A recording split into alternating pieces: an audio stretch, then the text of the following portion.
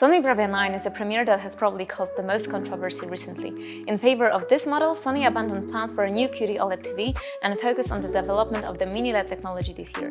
During the CES in Vegas, impressive prototypes were presented, and there were voices everywhere that this is a breakthrough and that the OLED technology conqueror is being prepared. I will tell you right away that this is definitely not the case, but in today's test we will compare this TV directly with one of the best OLEDs and you will be able to draw your own conclusions. However, I will say without hesitation that this is the best MiniLED TV this year and one of the best ever made. You may have heard this from marketers, from other portals, but in today's test you will be able to judge it independently. We will make a direct confrontation of the title TV with other very strong competitors in the form of Samsung QN900D, TCL 855 and LG OLED G4. There will also be measurements that will clearly show the strengths and weaknesses of Bravia 9. If you are here for the first time, I am pleased to welcome you to the Choose TV channel, where we conduct the most detailed and above all, non-sponsored tests so that you can make the best choice for yourself. I encourage you to leave a sub and use the link to purchase from reliable sources, which can be found in the description. And now, let's move on to the test.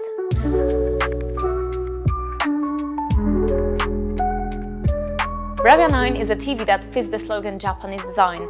Everything here is rather minimalistic, and when you look closer, you will notice that this is made of high-quality materials. The frames around the panel are so slim that it's difficult to promptly recognize what kind of TV you are dealing with. This is only revealed by a small logo in the lower left corner of the screen. A characteristic feature is the legs, which can be mounted narrowly or widely, low or high, depending on where we want to place the screen. When placed low, the TV adheres very closely to the furniture, and when placed high, it allows for fitting the company's soundbar under it, and such a set looks as if it formed a hole.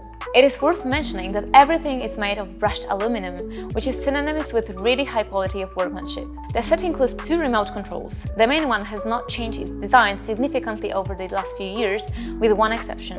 Now it has green spots.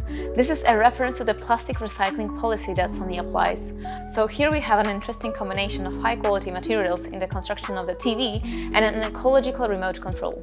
The controller connects to the TV by radio, so there is no need to aim at the screen to operate it. Another unique feature of the remote control is the fact that it's backlit. The set also includes a second, more classic controller from the company. I don't really know why. Maybe it's for older users who can't let go of the lack of numeric keys. The Bravia 9 is a high-end model, and therefore the manufacturer focused only on large diagonals. We bought the 75-inch version for the test, which was the smallest size available at the time in Poland. There is a 65-inch version, but it will go on a sale with a delay.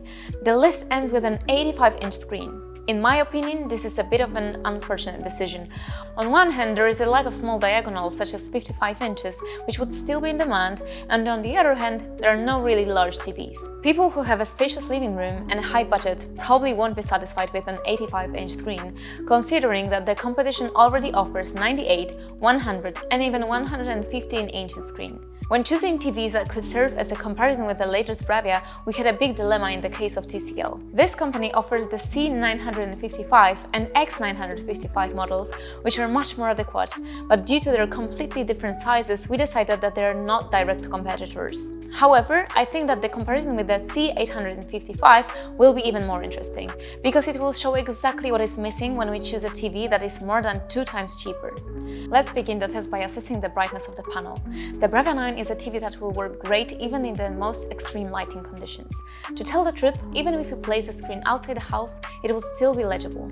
The panel is able to display a monstrous 2800 nits in SDR mode, which is normal television or streaming.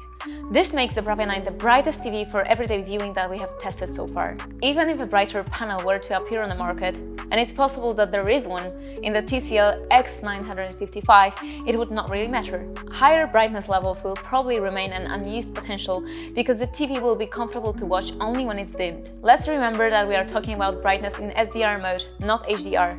In this category, the TV scored 9.5 out of 10 in our test sequence, and it did not reach the maximum score only due to the phenomenon that occurs on the screen when light is reflected in it. As you can see, despite the fact that the panel maintains very good blacks, the reflections tend to spread horizontally, and such a streak of light is visible even on the switched-on TV. There are screens that cope much better with direct reflections, as can now be seen in the comparison. However, nothing happens without a reason. In the case of the Bravia 9, this is the effect of using a coating that widens the viewing angle, which does its job very well. Despite the use of a BA panel, there is no characteristic lift of shadows even with a minimal departure from the screen axis, nor a significant drop in saturation. In my opinion, this is a fair compromise. In the comparison that you can see on the screen now, it's easy to see that the image quality can drop very quickly on the TCL C855, which does not have such a coating, even with a slight departure from the center. This is annoying even when watching directly on a large diagonal. This could be justified by the price of the TV, but there is a problem. Even the 115-inch X955, which costs over $22,000, has equally poor viewing angles. It's great that Sony and Samsung take care of this aspect. Now, let's talk about the effects in HDR mode, a category in which TVs have really big differences. With the academic approach of measuring a white window in the middle of the screen, the TV can squeeze out even 3200 nits. Of course, in a professionally calibrated mode, because we always make our comparisons in the user setting, not the most attuned ones, where the brightness may be higher, but everything else is hopeless. This is a very high result, although not a record. However, the strength of the Bravia 9 lays somewhere else. We conducted our own tests consisting of real movie scenes, and here are the results. In each of the scenes, the brightness oscillated around 2000 nits. I don't know of any other MiniLED of this year that would come even close to displaying such a good effect in mixed scenes. Look at this, the flagship Samsung 4K, 6.5 times lower brightness in the scene from the movie Sicario. The flagship 8K model, 4 times lower. The same is true for TCL and Hisense MiniLEDs. What's more, even the best QD OLED and OLED MLE TVs, which are ideal for mixed scenes, lose to the Sony Bravia 9. In addition, in the case of bright frames, they lag quite far behind. Now let's see how it looks in practice. All the comparative scenes you see on the screen were recorded with the same camera setting and processed in the same way to faithfully show the difference in the quality of the TVs. We can see that the Bravia is much brighter than both the Samsung QN900D and the LG G4 OLED in such movies as the Meg, which have really high effects. It is clearly visible in the scene. Let's ask the most important question. Is it a big difference? Yes, although it may not seem like this in this movie. Let's remember that we record HDR content on a TV and display it on a computer monitor in a regular format, which inevitably blurs the difference between the TVs. In other words, what you see now is much clearer in nature. In the scene from the movie Billy Lynn, the difference between the TVs is actually insignificant. However, let's remember that these fireworks explosions are mastered to 1100 nits, and all 4 TVs easily cope with it. This also has an interesting punchline. Most movie scenes will present amazing effects on a much cheaper TV because it is simply within its capabilities. However, when we throw a well-made movie on the screen, for example here under the water, sunlight not only has the greatest intensity, but also the greatest amount of detail on the Sony Bravia 9. This fight scene is also an interesting frame for testing. If we run it in slow motion, we will see that the explosions, which stretch over most of the screen, look different on the TVs. In this case, OLED, whether from LG or Samsung, is unable to maintain such high brightness, and the effect is clearly weaker. The Samsung QN900 with an 8K panel, which transmits less light due to the greater density of pixels, also cannot cope with this. However, the TCL C855 looks surprisingly good. Here, the light is not weaker, but it only has less detail. This is due to the great dynamic tone mapping algorithm in the Bravia 9, which no other manufacturer can do. We can now close the chapter on the HDR here. As you can see, Bravia is undoubtedly a leader, and it is impossible to find a better TV in this respect in the size from 65 to 85 inches. Let's now move on to the topic of color reproduction. The TV generates an image using a MiniLED backlight covered with a layer of quantum dots, which has been confirmed by the measurement taken with the laboratory spectroradiometer. The coverage of the white color gamut may not be as impressive as in QD OLED panels, but it is completely sufficient. In this comparison, we can see that the colors are richer than on the WRGB OLED panel. That's because the Bravia 9 has 3 subpixels without the addition of white color, which increases brightness but reduces the saturation of colors. Of course, even the greater coverage of the VT2020 gamut would be welcome, but I do not know of any single film in which it would make a clear difference to the viewer. The way in which the screen deals with the more typical scenes and colors is much more important. Are they rendered naturally, or do they have some distortions? First, we must talk about the image modes. Every TV, including the Sony Bravia 9, starts by default in a mode that has nothing to do with correct color. Skin tones and all cool colors are dominated by blue shade. Of course, most of these problems disappear when we choose a sensible picture mode, such as cinema or IMAX. At first, it may seem that the image has become yellowish and less saturated, but after a few days, we should get used to such an image and realize that it's much more natural and pleasant to watch. Now we shall analyze the efficiency of the IMAX mode in more detail. It turns out that it has certain flaws despite the fact that it's the best Japanese TV. But this is not a surprise to us. We calibrate professional screens that cost even 10 times more than this TV. By the way, there is an episode about such TVs on our channel, and we are well aware that no consumer screen is perfectly calibrated at the factory. What's more, the efficiency varies between individual units. In the case of the one we bought, the image has a slightly greenish-white balance, which caused a slightly rotten and earthy skin tone. Additionally, it had overly darkened shadow details. Fortunately, the manufacturer has implemented wide options of professional calibration of the TV, where it is possible to activate 2 additional image modes. When such a process has been completed with the appropriate devices, we can safely say that the reference colors have been obtained. As you can see, there are practically no color distortions in the measurements now. The image looks just as the one designed by the film director. We shall also see the effects when we compare Bravia to OLED calibrated to studio standards. As we can see, the image has a perfect tone here. The scenes are contrasting, the skin colors are natural, and nothing is missing. I could only mention a slight brightening of the image compared to the original, which can be detected by looking at the comparison of these 2 screens. However, it has no significance for a home user, hence the very high rating of 9.3 after calibration, which is higher than for Samsung QN900D and much higher than for TCL C855, which tend to artificially brighten and boost the image. The Japanese manufacturer once again shows its class in this category. Let's move on to one of the most important features assessed in the quality of the image on the TV, namely contrast and blacks. During their premiere at the CES in Las Vegas, the manufacturer boasted about a very complex MiniLED backlight and a great algorithm that is supposed to offer much deeper black than the competition. Of course, OLED will always be unmatched in this case, because each of its pixels can go out completely, but comparing it with other mini-LEDs, it should be interesting. We should first assess the visibility of details, as it wouldn't be of any good if we had deep blacks in which nothing could be seen. Here we can see that the number of stars in the dark sky in the scene from the movie Gravity is similar to the reference OLED TV in this respect. We can also see a slight advantage over the competing QN900D and the TCL 855. There are much fewer stars on the Samsung, especially on the edges of the screen. TCL, on the other hand, looks quite good at first glance, but when we look closely, we will see that the image is darker and somewhat flattened. For example, we can see here that the Bravia 9 clearly separates the lights on the suit in a similar way to OLED. On the TCL, everything has a similar brightness and blends more with each other. In another scene from the Pan movie, we can see that the Bravia comes out on top. Although the QN900D does well, it looks worse. On the other hand, the effective zones and overexposure around bright objects, called blooming, are clearly visible on the TCL. And here is a difficult scene from the movie Sicario, where we have the helicopter cockpit in the dark. The 2 competing TVs present some negative effects which do not appear in the Bravia.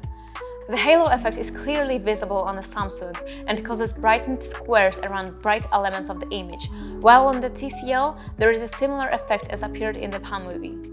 Everything is somehow compressed and dimmed. It is time to look at the most difficult synthetic scene in which stars gradually appear on the perfectly black sky.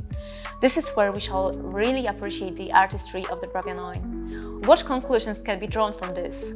Although OLED remains unmatched in most scenes, Sony's MiniLED is not on its heels and significantly outperforms its competitors. However, there is one scenario in which it does slightly worse. This concerns movies in cinema format where subtitles appear on black bars. As you can see, here the halo effect is visible on every TV, while paradoxically, the TCL looks the best. However, looking closely, there is the same brightness compression as before, which makes the actor's face seem flattened and devoid of contrast. In Samsung, on the other hand, details are lost in the black, which can be seen in the left corner of the screen. Bravia 9 is devoid of such imperfections, but it also has a lot of blooming around subtitles. To sum up the topic of contrast and blackness, we shall say that there is only one king and it's OLED. However, Bravia 9 is very close to it and displays almost as good quality in most scenes. It also doesn't have the irritating negative effect of MiniLED technology that competitors present. Here we present the results in the contrast category based on our colorimetric measurements for those eager for numbers. The values may not be spectacular, but the local dimming algorithm is at the highest level, as we could see for ourselves. In addition to colors, contrast and brightness, there is another important issue, which is the smoothness of tonal transitions. Every viewer will notice if the colors form layers instead of creating a uniform gradient. Unfortunately, Bravia 9 is controversial here. Problems in this matter could be noticed on high-quality materials.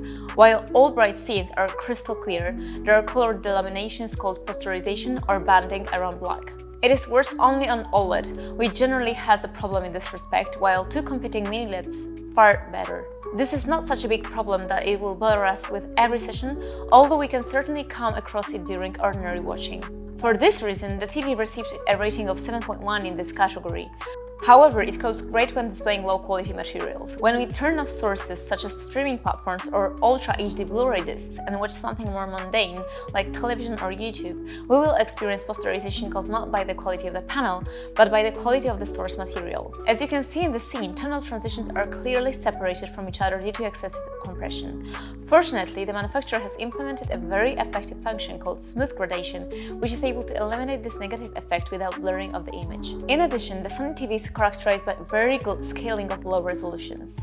There is neither nexus of artificial contours nor a clear softening of details. So we can safely say that the tested TV stands out from the competition, and even choosing a large diagonal won't give us a reason to complain about the appearance of lower quality content. In this category, we have a high score of 9 and 2. Let's now assess how the TV copes with dynamic movement. This is a category that probably interests sports enthusiasts and of course gamers. The Bravia 9 has implemented a motion flow system that allows for independent setting of the degree of smoothing in films. The 10-step adjustment allows for choosing something that perfectly suits the viewer's taste, regardless of whether one prefers a slightly jerky image, characteristic of cinema, or maximum smoothing, called soap opera effect. What is great about the TV regarding dynamic sports content is a small number of artifacts, such as stuttering or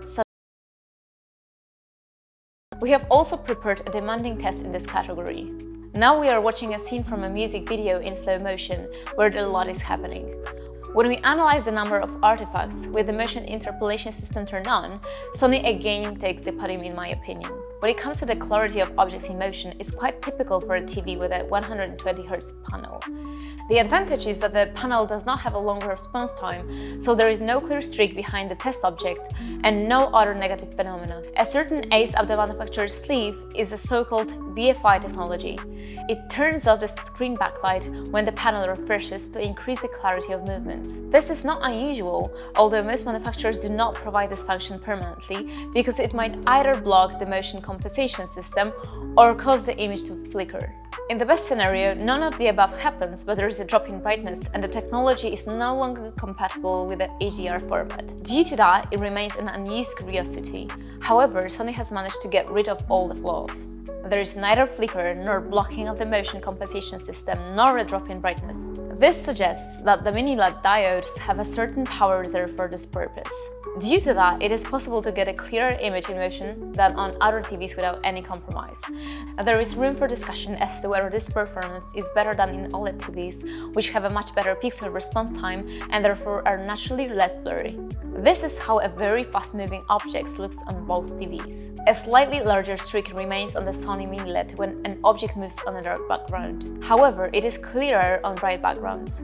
Therefore, we gave the same rating to the Bravia 9 as to the OLED that no other LCD TV has achieved this year. We have some good news for console entertainment enthusiasts as well. The TV scored 9.7 in the most important criterion, that is input lag.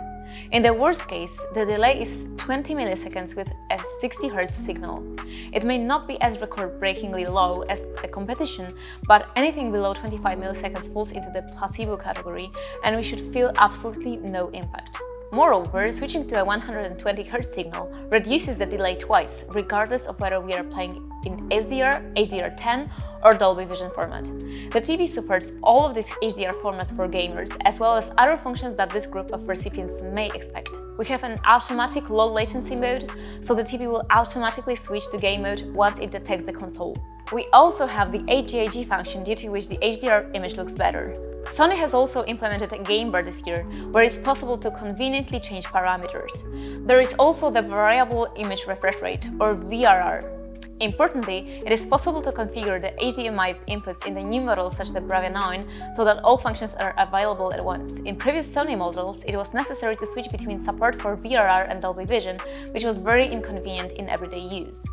Let's close the topic of image quality, and now we move on to the functions of the TV. The Bravia 9 uses the Google TV system, which is well-known software with an intuitive interface that is easy to use. The TV owes its smooth operation to the powerful Pantonic 1000 processor with 6 GB of memory. The operating system of the TV never slowed down or stuttered during our tests. The manufacturer has implemented all of the important functions that the user could expect. There is recording from built-in tuners, and there is also a light sensor that very well adjusts the brightness to the ambient conditions. It does not affect other image parameters, so it can be used even after calibration. Unfortunately, it does not work in Dolby Vision mode, but it is the same in the competition. If we decide to play video files or photos from a pendrive, the TV will handle the majority of the most popular formats.